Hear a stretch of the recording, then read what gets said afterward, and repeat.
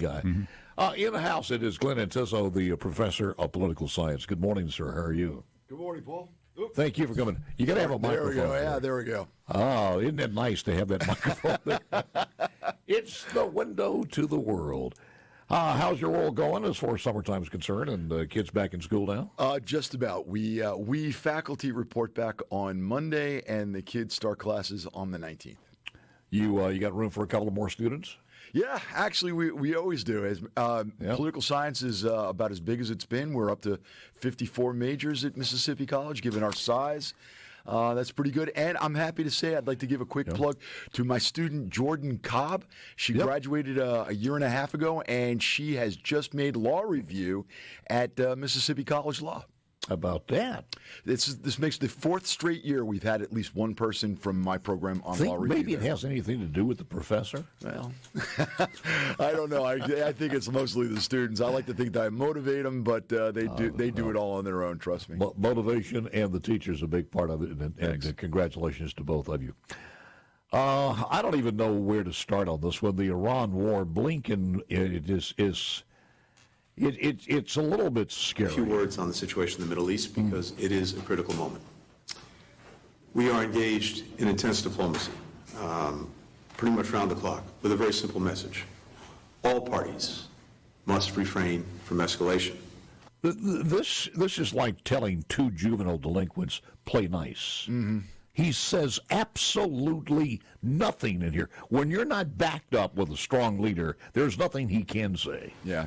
All parties must take steps to ease tensions. Escalation is not in anyone's interests. It will only lead to more conflict, more violence, more insecurity. It's also critical that we break this cycle by reaching a ceasefire in Gaza. That, in turn, will unlock possibilities for more enduring calm, not only in Gaza itself, but in other areas where the conflict could spread. So for the United States, for many other countries, both in the region and beyond, this is our focus. And what it comes down to, really, is all parties finding ways to come to an agreement, not look for reasons to delay or to say no. It is urgent that all parties make the right choices in the hours and days ahead. I think if you had said nothing, you come very close to saying what he said. Yeah, no, he'll be perfect in the Harris administration if she wins the election, because like you just said, he said nothing. And how is Israel supposed to, sort of stand down on this? Just make sure that they get out of the way of the missiles when they're coming into the Golan Heights. It was.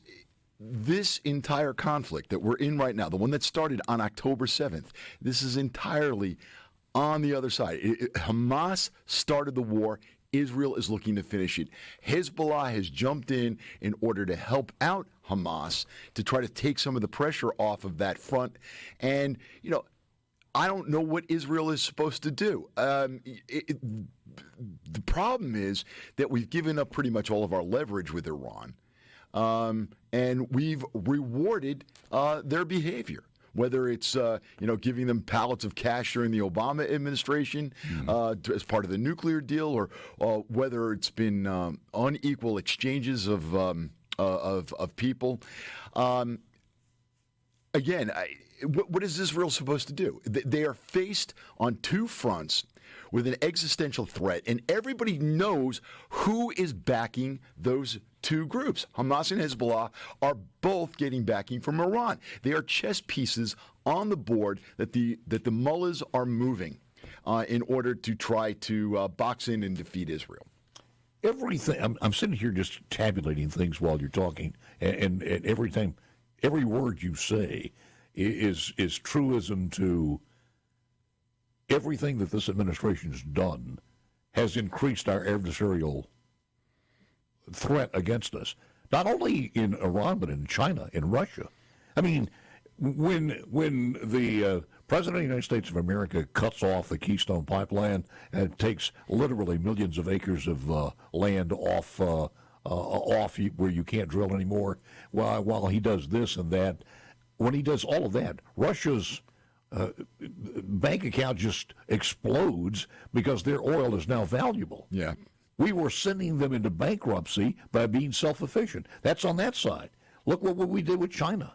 When you start saying, look, we're going to cut gasoline engines, we're going to go to EVs. Who the hell's making EVs? Yeah. Who's got all the stuff that we need to make EVs? China. They were emboldened.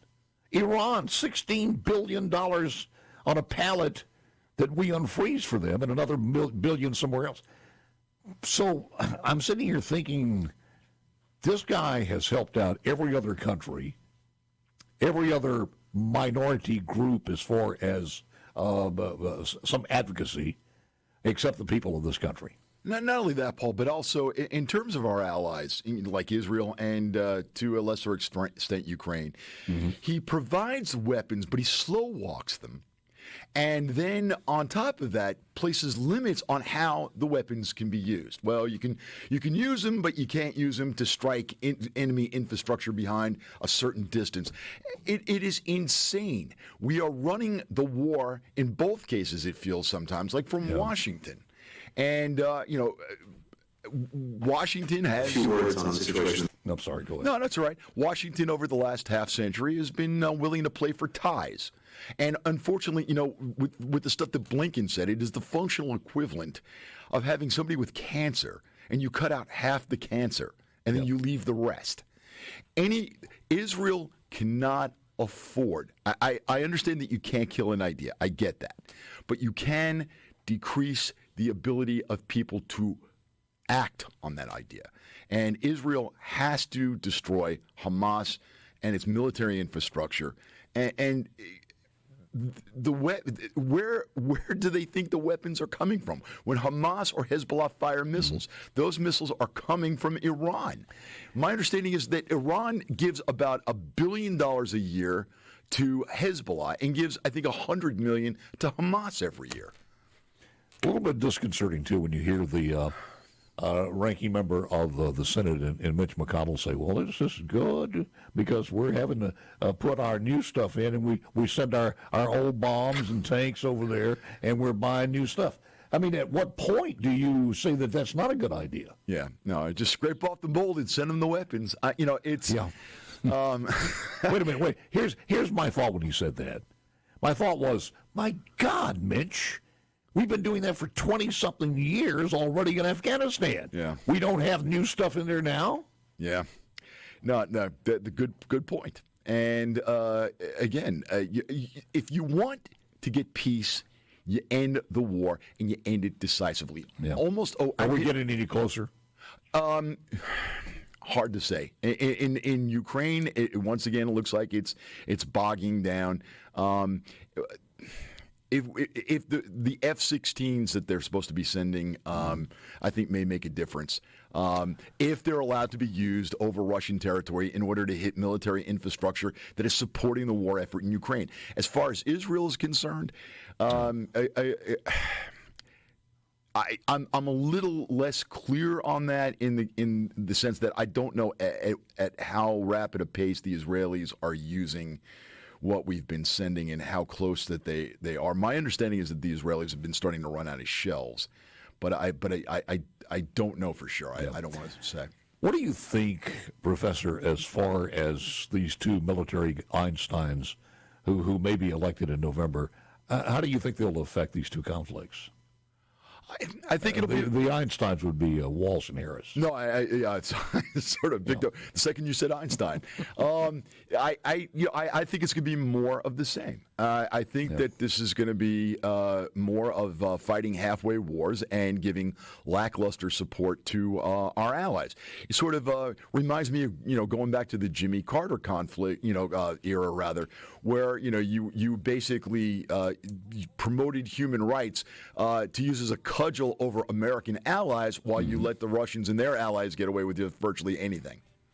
Little military news from the proposed Vice President of the United States of America, little Timmy Waltz, when we come back. There's one story on him there, dealing with the National Guard, if you haven't heard that one. Yeah, I heard. And it's not good. Back with more coming up next. Now, it's funny what Kamala Harris does, but what she has done to this country is not a laughing matter. Just today, the Biden-Harris Department of Justice cut a deal with al-Qaeda terrorist Khalid Sheikh Mohammed to avoid the death penalty. Now, as someone who enlisted in the Marines to serve after 9/11, that is ridiculous, but it's not surprising. Now, just think about the point that we've gotten. Joe Biden and Kamala Harris have weaponized the Department of Justice to go after their political opponents, but they're cutting a sweetheart deal with 9/11 terrorists. We need a president who kills terrorists, not negotiates with them. I haven't seen, and again, the good Professor Glenn Antizzo is our guest this morning, Professor of Political Science, Mississippi College. But I haven't seen exactly what caused this, but that was rescinded by the Secretary of Defense. I'm sorry. Can you? My mind wandered for a second, so if you could just walk me back. If we're talking about the guilty pleas. Right. Okay. Yeah. No. There was a lot of pressure on the administration to get justice for the victims of the terrorist attacks on 9/11, and I understand that desire for for retribution, and the one thing that concerns me about that is that the confessions that were gotten from Khalid Sheikh Mohammed and I think to an extent the others were obtained by waterboarding. Yeah. And if this goes in front of a jury here in the United States, and my understanding is that Khalid Sheikh Mohammed and the others are still at Guantanamo, so it would more than likely be a military tribunal, I would think, that they would be tried under. But assuming for the sake of argument that it were to go in front of a jury, I wonder if perhaps they would be acquitted, or maybe even if the judge would, dismiss the case based on violation of rights. That they used coercive methods to get the confessions. You're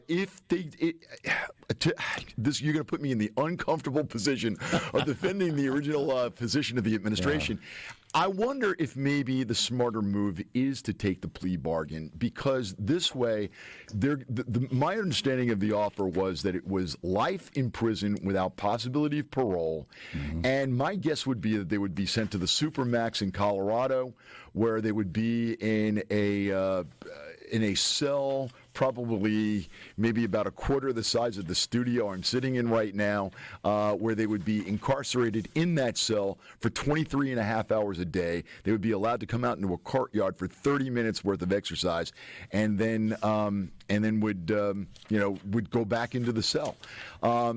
There's always the chance, however, with the administration that we have, that maybe some sort of deal would be cut. Probably not for Khalid Sheikh Mohammed, but maybe for one of the lesser people, to release somebody else. Yeah. Seems to me the death penalty would have been something that was just a no-brainer on that. But yeah, no, all things being equal, I'm sorry, Paul, I didn't mean to cut you off, but all things being equal, I'm with you on this. I think that if there was ever a case that screamed for a death penalty, it would be this one. The only problem would be the method by which the confession was extracted. Well, then you had a situation where the timing was, all of a sudden we get this word that the Department of Defense says it could be in the next 24 to 48 hours that World War III would start. They didn't say that, but that Iran's going to attack, and Hezbollah is going to attack Israel. And then in the same time frame, in the news cycle, we have this Secretary of Defense saying, no, you're out of here. We're going to negate that decision. Yeah. So you had to figure that one way or the other, those two were connected somewhere. Yeah. By the way, the reason that my mind wandered a minute ago, let me just, it was a point I wanted to make, and I was taking notes, and so I was thinking on this. Let me just, I was talking before about Israel and their existential war, and the reason the conflict is starting to heat up, especially right now, is that Israel had a series of very daring strikes and assassinations of leaders of Hamas and Hezbollah. And let me just sort of remind the listeners who these guys were. One of the two, let's see, a guy named Faoud Shakur was a leader in Hezbollah, and he was killed in retaliation for that missile attack that killed the children in the Golan Heights. And this is also a guy who had a $5 million bounty on his head from the United States because he's got the blood of 241 American Marines that were murdered on his orders with a truck bomb in October of 1983. Yeah. And we are faulting Israel. We're telling Israel to stand down. They're doing our job for us. This guy should have been taken out 41 years ago. And instead, we're relying on the Israelis to do it. The other thing is that you had a Hamas leader that was killed in Tehran. And again, these are decapitation strikes. This is about as surgically done as possible. Israel is looking to avoid casualties. And there's a difference between collateral damage when you're hiding behind the skirts of women and children and specific targeting of civilians, which is what Hamas and Hezbollah do. And started off that way at a picnic. Yes. So let's not forget that. If our parents, and certainly our grandparents for the most part, know exactly what we're talking about when they immigrated, many of them in the late 1800s, early 1900s, did so because of war, socialism, for a better chance in America. Right.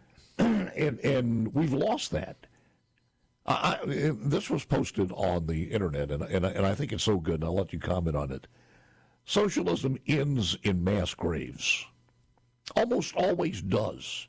And people don't understand that. One way or the other, people are going to die. And the amazing thing to me, Professor, is the people who are the most vulnerable are the idiots who are pushing this the most. The ones that are probably going to be the first to occupy those graves. Right. When you get into these type of societies, here's a good word, weird. The weird ones are the first to go. Whether it's in homosexuality, whether it's taken over by Sharia law, whatever it happens to be. Yeah. Socialism does not end well for those who are weird or very poor. Yeah, hey, look.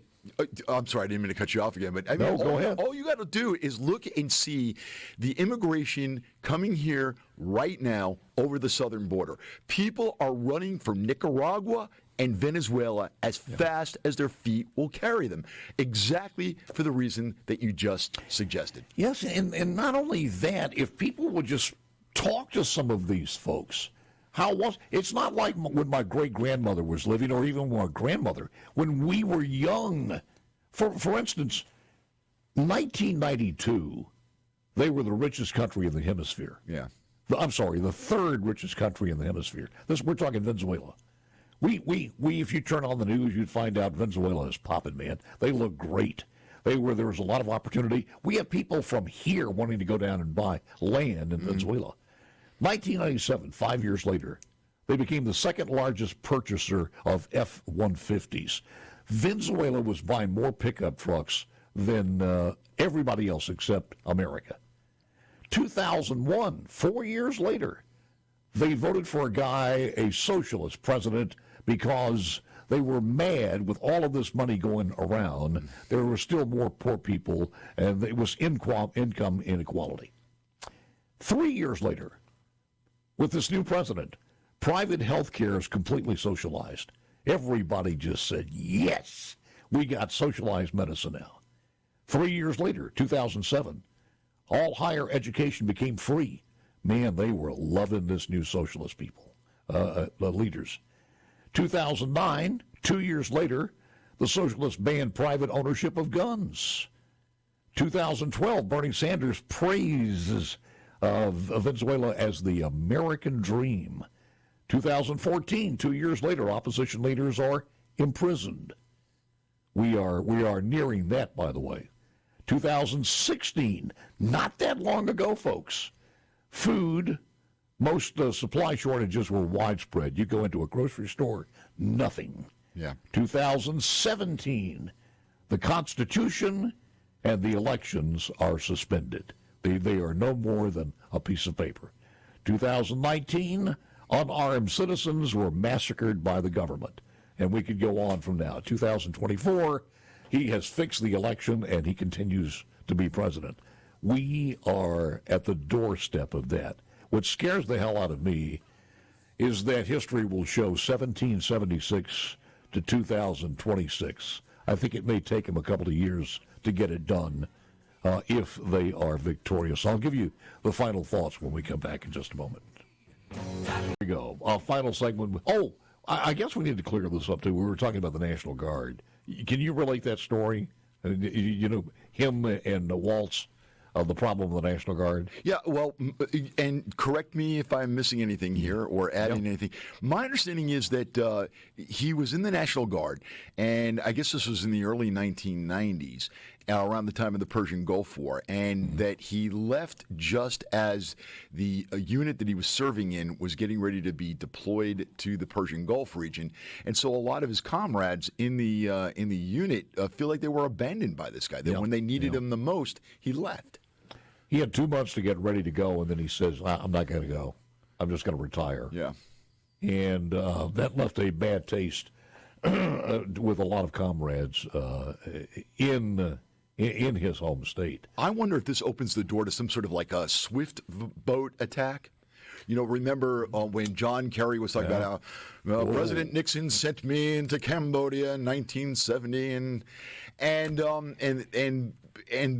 a lot of the people he served with said, "Don't be fooled by this guy." You know, I served with him, in the Mekong River campaign, and he was essentially getting Purple Hearts for very minor injuries that he was able to go back into service later that day for.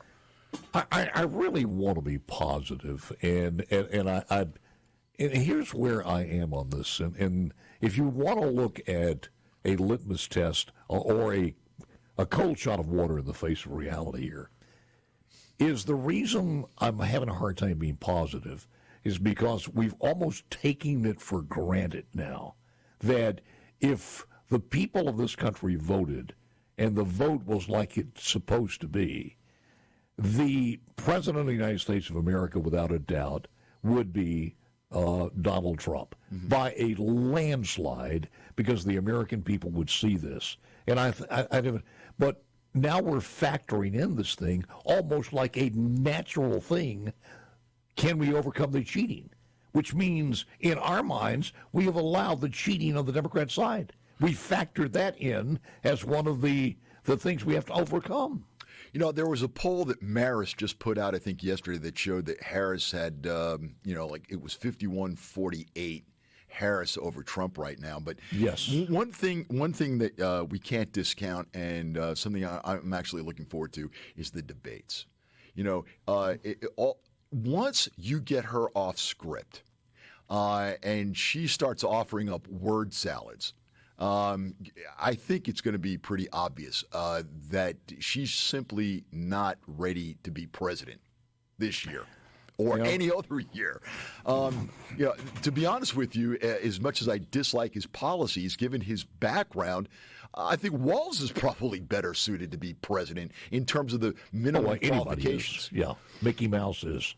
When you, of course, now how he would, what would the border look like after 4 years? Here's his state on the border. He's not going to do anything. He talks about this wall.